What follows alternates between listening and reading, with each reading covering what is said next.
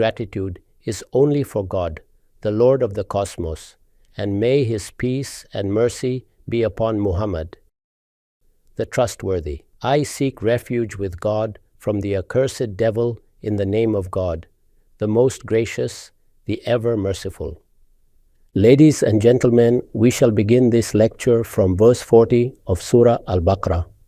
The first 39 verses form the prelude to this surah. We have already finished with this part.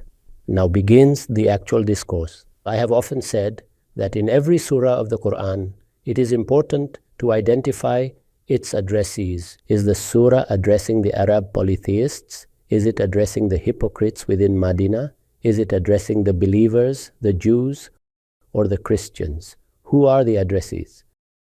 Without ascertaining this, it is not possible to grasp the allusions, the styles, the eloquent metaphors, and idioms of the surah.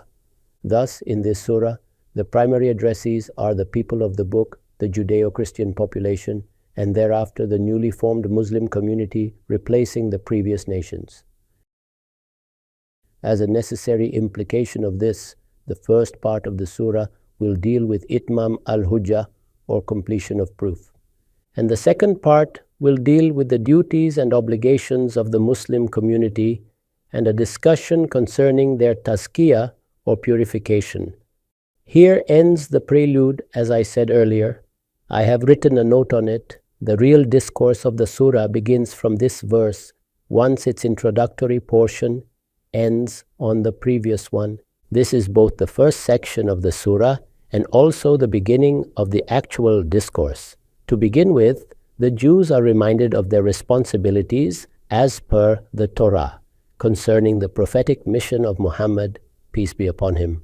We know that the Quran speaks to the Jews about their obligations towards God's law. We know that the Israelites were a chosen people. They were chosen not unlike how God chooses His prophets among humans. They were given a specific area after expelling the nations inhabiting it, so that they might establish it as a center of Tawheed, or monotheism, and make arrangements for the guidance of all humanity. This was an unusual position bestowed upon them. They are reminded of the responsibilities related to this position. At the same time, they were informed that at one point, the prophetic office would pass on to the Ishmaelites. They were informed that God would raise the final prophet from among their brothers. Some responsibilities related to this change were also placed upon them, such as they would accept the final prophet and support him. In this way, the lands of Palestine and Arabia would together form one center. Eventually, the entire world would receive God's guidance clearly and conclusively, so that they could offer no excuse to deny it. This was God's scheme. Thus, some of their responsibilities relate to the covenant they made while receiving the law, and some relate to the covenant about Prophet Muhammad. Here, they are first reminded of these responsibilities. The final prophet has appeared and migrated to Yathrib after conclusively communicating the truth to the Meccan polytheists. In Medina, the Israelites are directly addressed. Hence, they are reminded of their responsibilities. After that, till the very end of this section, they are told that the divine law of reward and punishment is absolutely impartial. Thus, affiliation to a group carries no importance. This was their gravest mistake. Rather than living up to the expectations of the position bestowed upon them, and thereby receiving God's blessings, they succumbed to the delusion that they were God's favored nation. As such, they thought that the law of reward and punishment for them would be very different from all others. In fact, a reading of the Torah reveals quite the opposite.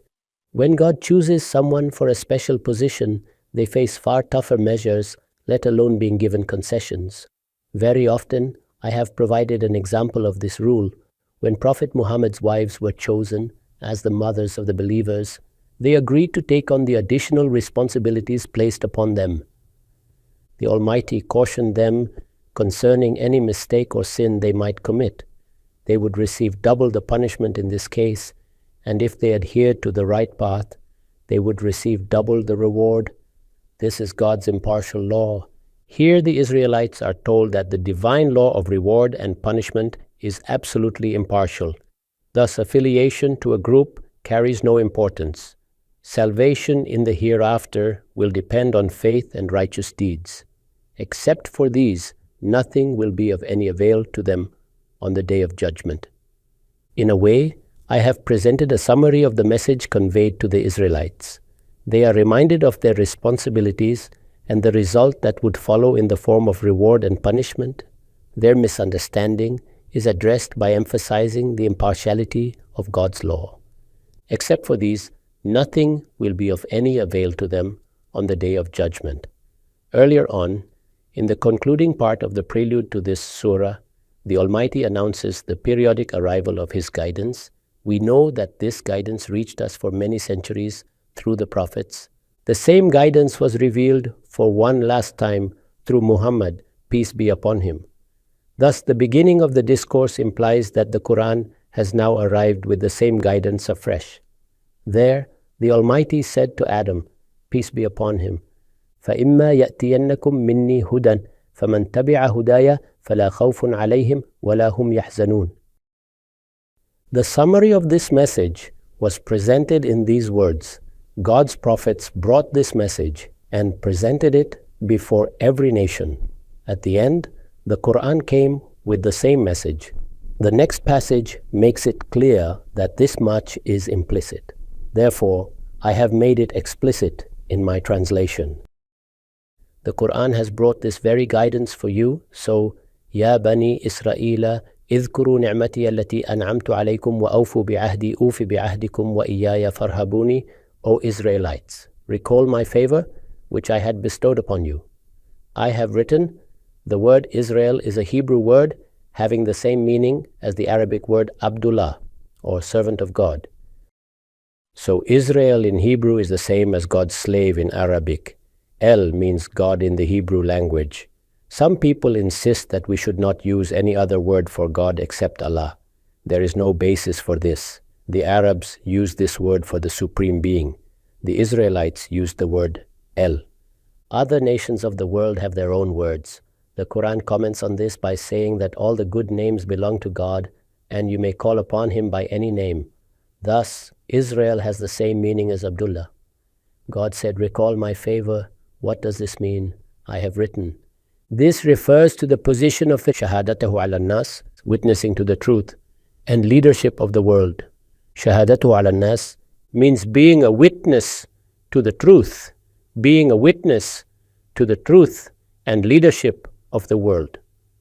What kind of leadership is this? Is it political or economic leadership? Not at all. It is religious leadership. God selected them to make arrangements for the guidance of all humanity. In this sense, Abraham, peace be upon him, was declared their leader, and in his footsteps, these people were made leaders for the rest of humanity. This was the imamat bestowed upon them. This refers to the position of Shahada ala an-Nas and the religious leadership of the world for which the Israelites were once chosen by the Almighty, just as please reflect on these words, for which the Israelites were once chosen by the Almighty. Just as God chooses certain personalities in Adam's progeny as his prophets and messengers. I have highlighted the same point in my book Meezan, that God's arrangement for our guidance can be divided into two phases. In the first phase, God selected a person from his own nation and made him a prophet, a nabi, or a messenger, a rasul. He was subsequently asked to carry out itmam al-hujjah as an individual upon his nation.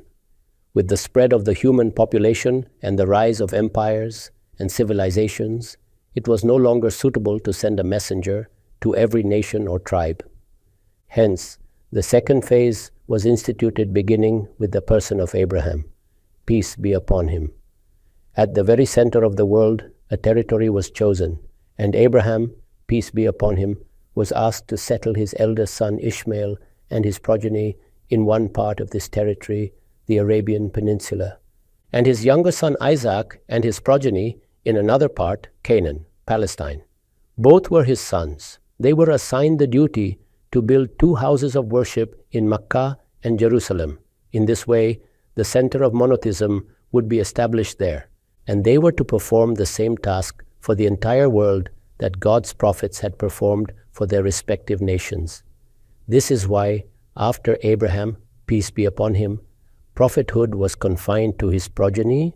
Thus, all future prophets would arise from this Abrahamic lineage, and under their leadership, this progeny, as a community, Ummah, would become a guide to the world. I have explained this. They were chosen just as God chooses some personalities in Adam's progeny as his prophets and messengers. Other favors that were bestowed upon them should be considered subsumed in this category on a secondary basis.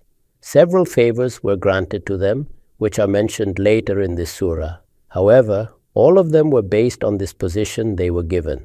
For example, to fulfill the responsibility of this position, the entire Israelite nation was asked to leave Egypt along with Moses, peace be upon him. Now, quite obviously, when God brought them out of Egypt for his mission and they wandered in the wilderness, God granted them manna and salwa. He caused water to gush forth from the rocks. In this way, many other favors were shown to them, but all of them resulted from the position they were given. Other favors that were bestowed upon them should be considered subsumed in this category on a secondary basis, because they were in fact a consequence of this position and status.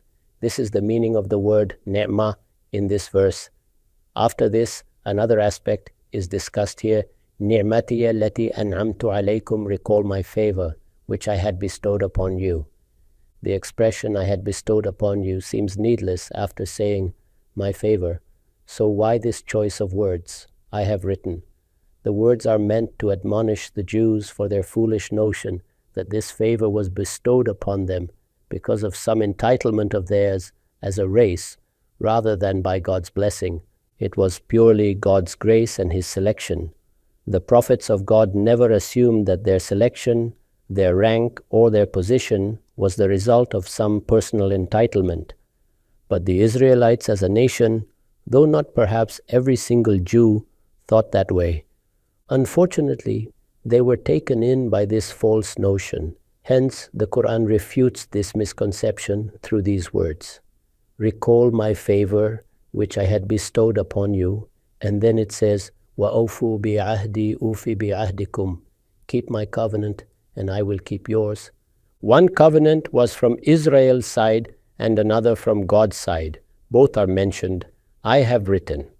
This refers to the covenant taken by God from them regarding obedience to his law and professing faith in his last messenger, a study of the Torah, and in particular Deuteronomy, which is the actual Torah, shows that God took a covenant from them to remain obedient to his law, his guidance, his message, and the religious call.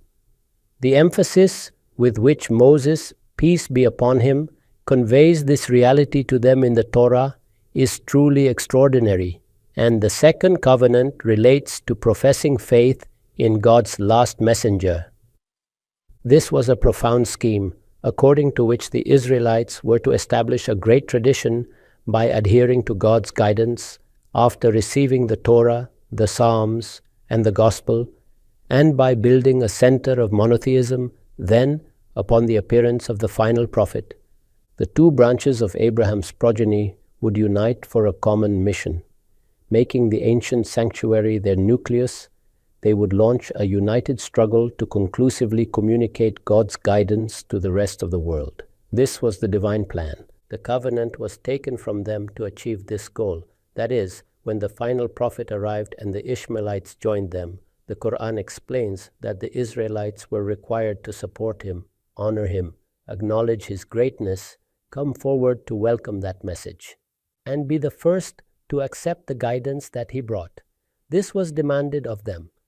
The second covenant related to professing faith in God's last messenger.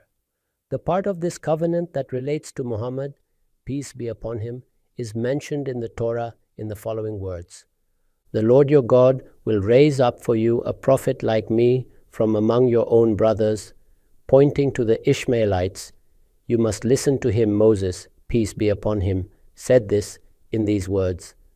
Further, the Almighty conveyed it directly in the following words: I will raise up for them a prophet like you from among their brothers. I will put my words in his mouth, and he will tell them everything I command him. If anyone does not listen to my words that he speaks in my name, then I myself will call him to account. It is mentioned in Deuteronomy 18. The Quran was revealed in confirmation of these very words of the Torah. The word of God was put in the mouth of Muhammad, peace be upon him, and when recited, every surah began with God's name and his authority. The formula, Bismillahir Rahmanir Rahim, represents this very authority. The exegetes have usually taken the verb abda'u, meaning I begin, to be implicit before it. However, keeping this prophecy and the explicit passages of the Quran in mind, it becomes clear that the words ikrahu ala an-nas, recited to the people, are understood to be implied. Recited to the people in my name, the most gracious, the ever merciful. So, this aspect was also discussed in Deuteronomy. Regarding this covenant, it is mentioned, وَأَوْفُوا بِعَهْدِي أُوفِ بِعَهْدِكُمْ. Keep my covenant. God's covenant, in response to this, involved making them supreme world leaders and bestowing upon them worldly blessings. These are discussed in detail in the Quran as we move ahead. To your knowledge, both aspects of this covenant are mentioned in Deuteronomy in a very distinctive manner. Keep my covenant, and I will keep yours, and fear me alone. I have written. The actual words are وَإِيَّايَ فَارْهَبُونَ. Here, the word rahba signifies farhabun. The word rahba denotes the state of dread and awe that overtakes a person upon beholding someone of grand majesty and glory, a level of magnificence that shakes one's very being. In this sentence, the object, iyaya, precedes the verb and is also repeated thereafter, farhabuni. It appears twice. Similarly, the letter fa appended to the verb carries emphasis, as in iyaya farhabun and not irhabun. Likewise, the prefix fa adds a force, similar to that found in the structure amma and its apodosis, jaza, conveying. As for this matter, you must do this. This construction carries strong emphasis. From a linguistic standpoint, all these features denote intensity and augmentation. The emphasis and specificity are thus reinforced with utmost precision, hence the translation. And fear me alone. The implication is that, disregarding all other fears and concerns, they should be filled only with awe of God's grandeur and majesty and should fear Him alone. They are told that this is the requirement of the position bestowed upon them. Its realization through the book revealed to them, the scriptures that followed it, the chain of prophethood that continued among them, and now, once again, the fresh guidance conveyed to them through another prophet. The requirement of this position is that you fear me alone. وآمنوا بما أنزلت مصدقا لما معكم ولا تكونوا أول كافر به ولا تشتروا بآياتي ثمنا قليلا وإياي فاتقون. And believe in what I have revealed in confirmation of what you have, and be not the first to deny it, and do not sell my verses for a paltry price, and fear me alone, and believe in what I have revealed. The succeeding part clarifies what they are being asked to believe in, which I have revealed in confirmation of what you have. Here, it becomes clear why I added the following words at the beginning of the discourse. The Quran has brought this very guidance for you. So, O Israelites, recall my favor that I had bestowed upon you. Keep my covenant, and I will keep yours, and fear me alone, and believe in this Quran. The Quran is finally here, in fulfillment of God's ancient promise that His guidance would appear from time to time. Now it has arrived, and you must believe in it. Next it says, which I have revealed in confirmation of what you have. There is a note on this in Al-Bayan. This refers to the predictions in the Torah concerning the last prophet that were known to the Jews, prophecies which the Quran verified as true. Obviously, whenever a prophecy is fulfilled. Just as we have prophecies from Prophet Muhammad, peace be upon him, with us, Its fulfillment confirms the truthfulness of the Prophet who made it. Thus, the Quran, by fulfilling the Torah's prophecies, confirmed the Torah as the genuine word of God, the Lord of all worlds. That is, another incontrovertible proof of the Torah's divine origin came to light. The words Musaddiqan lima ma'akum truly refer to this very meaning. The expression, which I have revealed in confirmation of what you have, must be understood in this context, and be not the very first to deny it. I have written. The actual words are وَلَا تَكُونُوا أَوَّلَ كَافِرٍ بِهِ. Here, the governed noun, mudaf ilayh, of the superlative is singular or mufrad. It does not say awalul kafirin, but awala kafirin, and hence implies specification had the expression awalul kafirin been used instead. It would have meant do not be the first among the rejectors. But awala kafirin does not take into account the existence or non-existence of other rejectors. Thus, no comparison is made. The implication of the verse is that in the land of Yathrib, what came to be called Medina, the Jews should have been the first to believe in this book, the Quran. The Jews had a long history and a profound heritage. They were the custodians of the Torah, the people whom the prophets had taught and guided. They knew the prophecies that had been delivered to them. Hence, there was no need for dispute. They should have been the first to believe. Instead, they became the first to reject it. Rather than attaining this great fortune, they chose the opposite. Yet, they still have time and should take heed, refraining from becoming its first rejectors, and do not sell my verses for a paltry price. There is a note on this in Al-Bayan. For the sake of worldly interests, they should not violate the covenants they made with the Almighty. So, what was the reason for their denial, even when the absolute truth was revealed to them? Nothing but worldly gain. And do not barter away the directives of the Torah for paltry benefits. The expression, do not sell my verses for a paltry price, does not imply that they may be sold for a higher one. The negative particle, Allah, actually governs the verb tashtaru, meaning do not sell at all. The phrase paltry price underscores the utter baseness of this trade. For even if all the treasures of the world could be gained in exchange for God's word, they would still be a paltry return.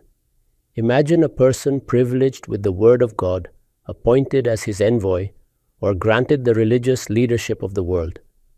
If such a person were to sell that divine guidance or word in return for all the riches of the earth, it would still be a miserably trivial price.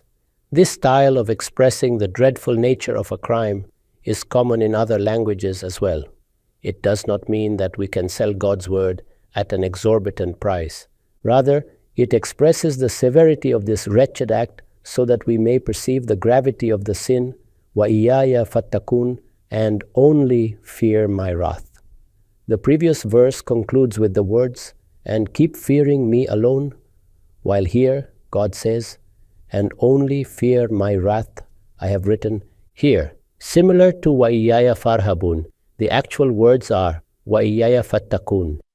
The implication is that what truly needs to be feared is the wrath and displeasure of the Almighty God is not lenient in every circumstance. When His wrath descends, no one can rescue people from it. While explaining the words rahba, taqwa, and khushu used here and in the following verse, we find, when both verses are taken into account, that three significant terms appear: rahba, taqwa, and khushu. Imam Amin Ahsan Islahi writes, explaining the difference among them, these words are but manifestations of the same reality. The awe, alarm, and sensation of fear produced in one's heart by the mere thought of someone's majesty and glory is described as rahba, the sense of humility, modesty, and meekness that arises in the heart as a result of this rahba. For the sovereign of glory and majesty, this is the inner reaction to that initial state of awe. This leads in turn to feelings of dependence rather than independence, of submissiveness rather than pride and insolence. This meekness and humility are subsumed in the term khushu. Similarly, the anxiety and vigilance to protect oneself from the wrath and punishment of the majestic and glorious one, and the eagerness to avoid violating his laws and commands in private and in public, all of which keep a person alert and mindful, is known as taqwa. So, what is taqwa? It is the condition that encompasses a person when they seek to shield themselves from the wrath and punishment of the majestic and glorious one, when they strive to avoid crossing the boundaries he has ordained, when they obey the commandments given by the Almighty and avoid disobedience. In short, when they live a mindful life. The Urdu word parhezgar connotes this state of being. This is the attitude that develops within a person, and which was beautifully illustrated by Kab al-Ahbar as follows. Taqwa is like a person treading a road full of dense thorns with extreme caution, lest any thorn pricks him.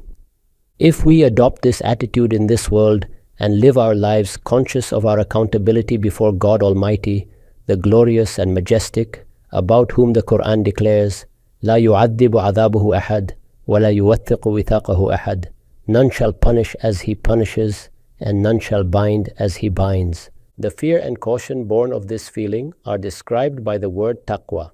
وَلَا تَلْبِسُوا الْحَقَّ بِالْبَاطِلِ وَتَكْتُمُوا الْحَقَّ وَأَنْتُمْ تَعْلَمُونَ. And do not blend truth with falsehood, nor conceal the truth deliberately, I have written. This refers to what the Jews had done in altering and interpolating the Torah. As it says, do not blend truth with falsehood, that is, do not confuse or mix up matters. This points to the manner in which they distorted and altered the Torah to conceal certain facts that established Arabia's connection with Abraham's sacrifice, his altar, and the Qibla, Kaaba. This was the greatest trial faced by the Israelites. The prophecy already existed. Abraham, peace be upon him, had taken a covenant from his progeny that the Ishmaelites would be settled in this land, and that the final prophet would appear from among them. He had called upon God for this and had the ancient sanctuary rebuilt. The Israelites were well aware of this, and even Moses, peace be upon him, had reaffirmed this covenant with them. However, with the gradual rise of their nationalistic pride and chauvinism, they attempted to conceal these facts. We do not find significant redaction in the Torah, even in its present form, except on this very issue, particularly in passages concerning Jewish history. So what did they do there? They concealed a few essential facts.